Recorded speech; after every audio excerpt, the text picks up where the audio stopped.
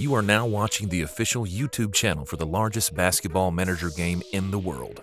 Join at BuzzerBeater.com if you think you can beat the buzzer.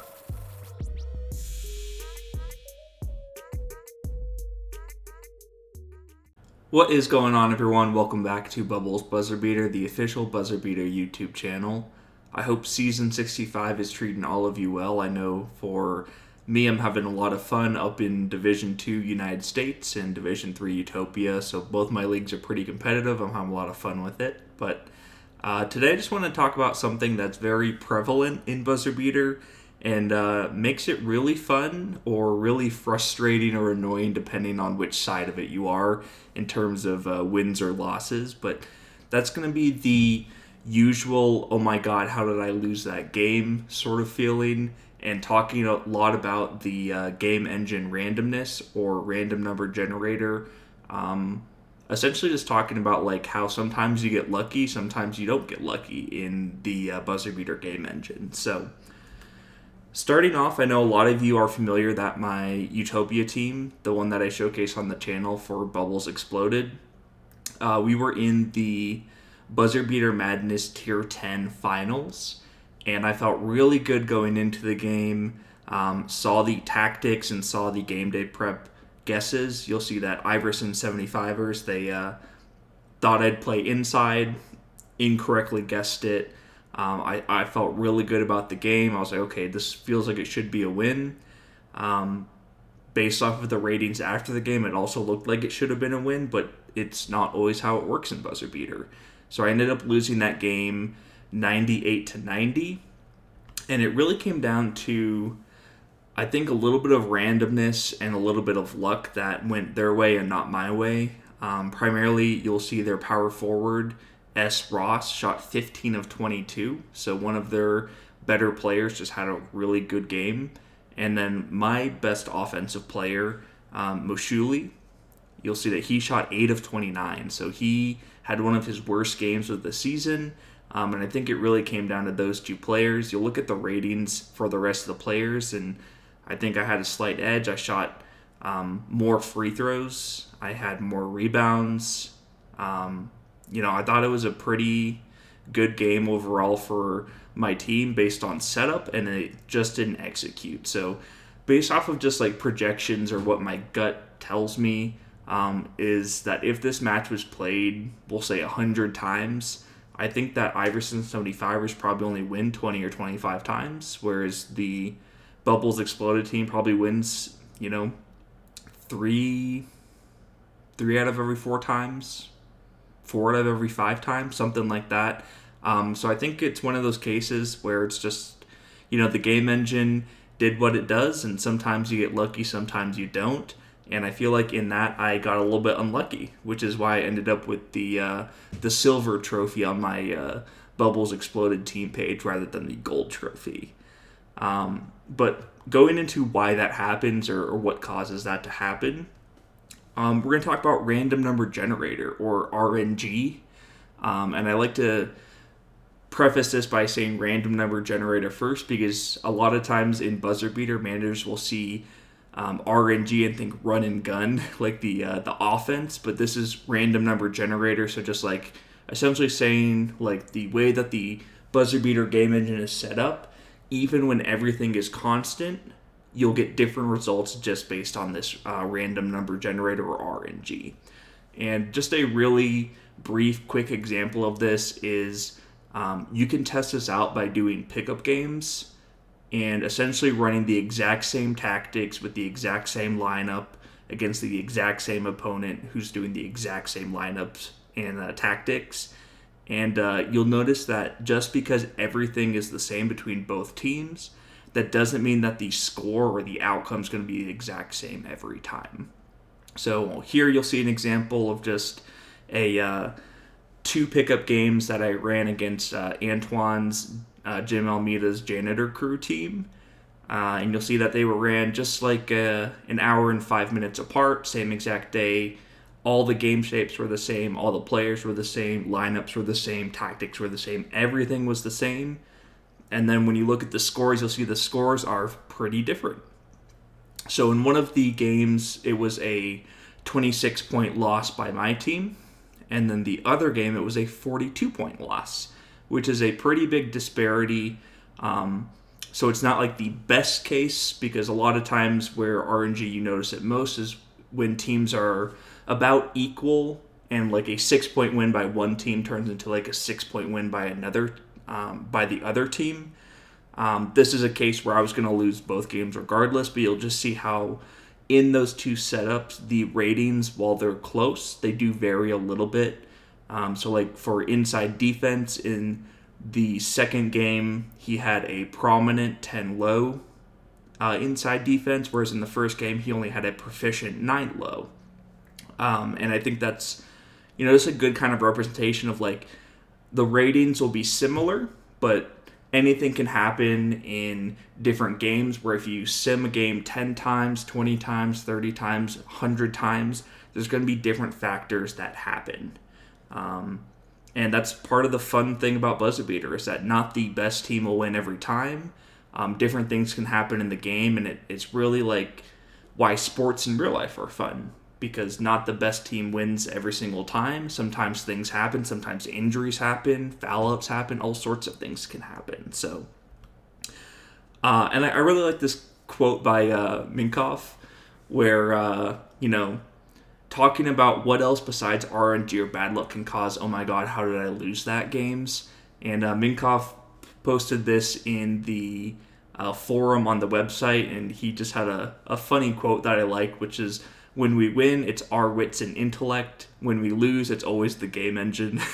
But there's a lot of factors that go into the game engine and why different results happen for games. So I'll talk through the 4 biggest reasons or impacts that I think managers don't always think about. And then we'll go over some examples of the extremes, or the ones that kind of still don't make sense even considering those. So the first one's going to be the big one, which is injuries and foul-outs. So, as you probably know, in-game injuries can easily turn what you thought was a for sure win into a loss. Or sometimes you're on the other end, where it's like, oh, I thought I was going to lose this game. One of my opponent's best players get hurt, now I have a chance to win. And then you'll see an extreme example over here of a team that was so unlucky and had 4 injuries to starters. But foul-outs and injuries are a big part of this. So foul-outs less impactful than injuries depending on when they happen. But foul-outs can also impact the end of games, especially because if one of the best players on your team is missing crunch time, or like the last 4 or 5 minutes, in a close game where you might win if he only has 4 or 5 fouls, you might lose if he fouls out with like 4 or 5 minutes left in the game. And then more so, if you ever get the joy of watching a lucky fan play with your team, lucky fans especially hurt your ability to win, as they are the equivalent of throwing out like a 1K salary player onto the court, where obviously they can still score, rebound, assist sometimes, but it's definitely not a good situation to have a lucky fan out there.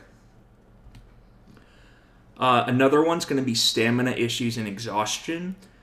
So exhaustion is something that is fairly new to BuzzerBeater, and I'm sure a lot of you know that players 27 years old and older can get exhausted if they're not subbed out and or are playing too many minutes. So BuzzerBeater did that to limit really, really short rosters where someone's just playing, a 5 or 6 man rotation a lot of the time.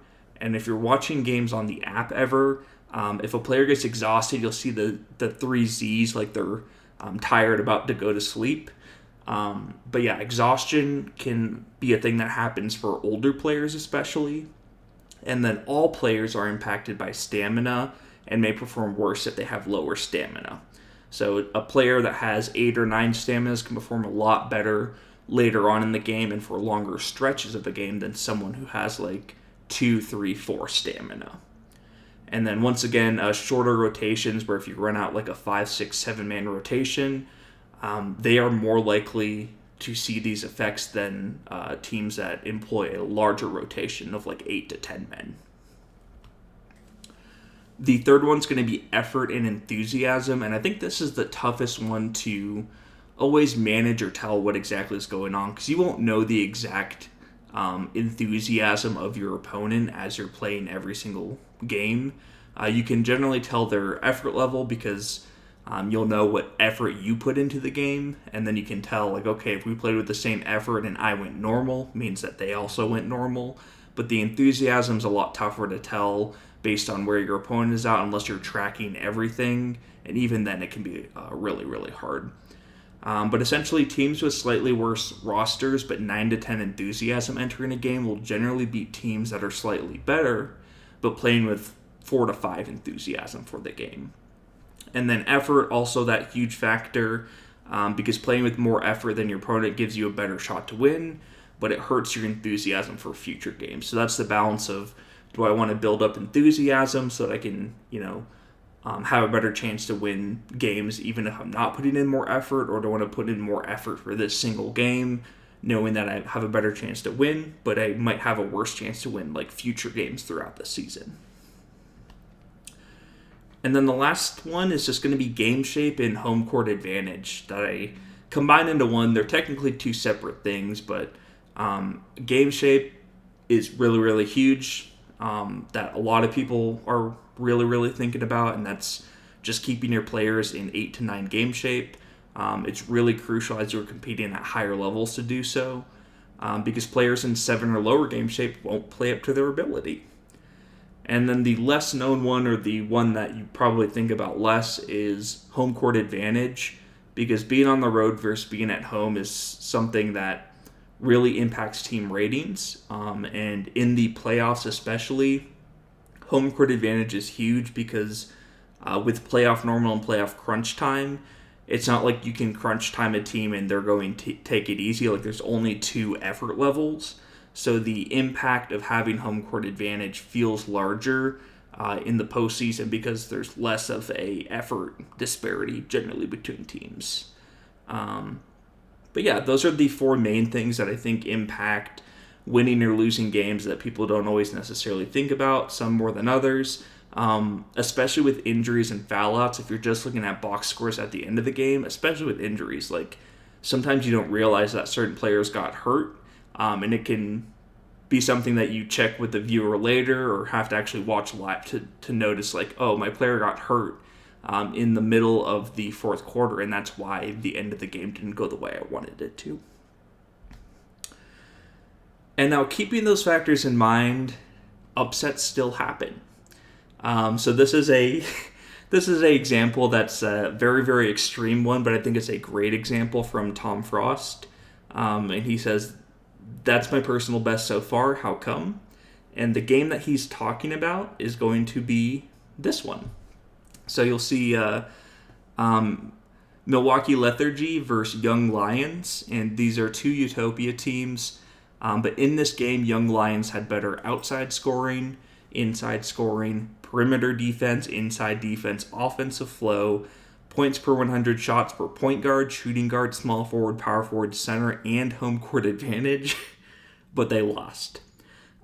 So that's where it comes into, like, this is one of the extremes of, like, it looks like everything is favoring one team, yet the result or the final score indicates something else. It indicates, like, a team got incredibly lucky or something else happened that doesn't make sense to the naked eye.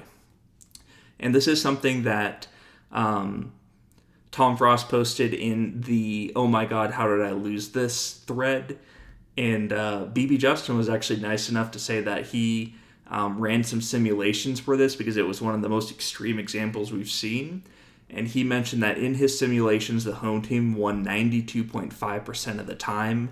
So essentially, Tom Frost just got incredibly, incredibly unlucky because he would win that 92, 93 out of 100 times. In only about 7 games would that result that we see right here. Only about 7 times would Milwaukee Lethargy actually win that game. So yeah. So I just wanted to go through some of these of extreme examples or things that happen. These are going to be more like on edge or like sarcasm. I'm not being serious in these, but just showcasing some of the more extreme examples of teams getting really unlucky or really lucky. So this is the first one where you can see more effort means you can miss both game day prep guesses sometimes, and it's okay. So Geronimo guessed inside fast and got both of them wrong. Looking at ratings, it doesn't make a whole lot of sense that Flashover didn't win here. Geronimo did put in more effort into the game, but the result of an 8-point loss for Flashover is still pretty shocking. And again, guess whatever you want when you're playing with more effort. This is a U21 match where Israel U21 put more effort into the game than Liatuva. Guessed inside fast, got both of them wrong. Ratings suggested that Liatuva should win, and yet it was a 1-point win for Israel. This one, don't you dare get 2 game day prep guesses correct at home, though. So this is another one where it's equal effort. Sierra Oaks Cougars got outside normal guesses both correct. The ratings especially favored Sierra Oaks Cougars, and it was still a 1-point loss. Pretty extreme, pretty crazy result right there. And then this is a fun one. So you'll see every single team rating was won by Surrey Hills Peeps, except for perimeter defense. So I guess as long as you win the perimeter defense team rating, you're good to go. You'll see the My Entire Team Sucks. The perimeter defense was a prolific 11 medium rating compared to Surrey Hills Peeps' prominent 10 medium rating. And every other rating was either tied or favored Surrey Hills Peeps. Surrey Hills Peeps was also at home in this, so he had home court advantage as well, but it still ended up being an 8-point loss. And then this one, just kidding, you have to lead in rebounding, nothing else matters. So this is another one where Ice Star, based on ratings, looks like they should have won this game. And not only did they not win, but it wasn't even that close of a game. One thing to keep in mind is with these ratings, if there is a blowout in the fourth quarter where a team's playing their backups for a lot of the fourth, sometimes their ratings will take a hit where the game looks like it's closer than it actually is because of the backups dropping the team ratings down in that fourth quarter. But even still, looking at this one, it's a pretty extreme example of the rating disparities, the points per 100 shots. A lot of things indicated that Ice Star should win this game, but sometimes people get lucky or unlucky, and this was one of those examples where it ended up being a 9-point loss for Ice Star rather than a win. And then these last two are especially fun or funny to me, but this is the injury example that I showed earlier in this video. But that team that had the 4 injuries to 4 different starters, as well as a foul out, they actually won that game. So who needs healthy players when you can win with lucky fans? You'll see they ended the game with 1 starter, 3 backups, and 1 lucky fan. And that's just crazy to me because the ratings once again show that, hey, it should have been a win for the home team. But somehow the one star starter, the 3 backups, and the lucky fan was able to get the job done. And the other thing is that this wasn't like it was like, the away team with all the injuries, they were up by like 15, 20 entering the fourth, and they just kind of like held that lead. No, the game was close. The game was a 4-point game entering the fourth, and then even with all of that, not only did they win the game, but they won the fourth quarter too. So, pretty crazy result right there. And then make that 2 lucky fans to help secure the OT victory. This is another one where you'll see it's definitely lower level, or this is like Division 4 play. But there is a team, Blackout Heat, that only rostered or only put 4 players into the lineup. So you'll see on the right-hand side, Blackout Heat only had 4 players set up for that game. And then that means that they had a lucky fan playing for the entire game. And then with 6 minutes to go in the fourth quarter, their power forward also fouled out. So that means that they had a lucky fan playing power forward and center for them for the final 6 minutes of regulation, as well as the 5-minute overtime period. And they still won in overtime, 97-93. So pretty crazy results right there. And it's always fun to see kind of this quote-unquote dark side of BuzzerBeater when you experience a loss like this. So if you guys have any losses like that, either recently that you've had or any that happened to you in the future, I encourage you to go over to the BuzzerBeater forums in the BB Global English.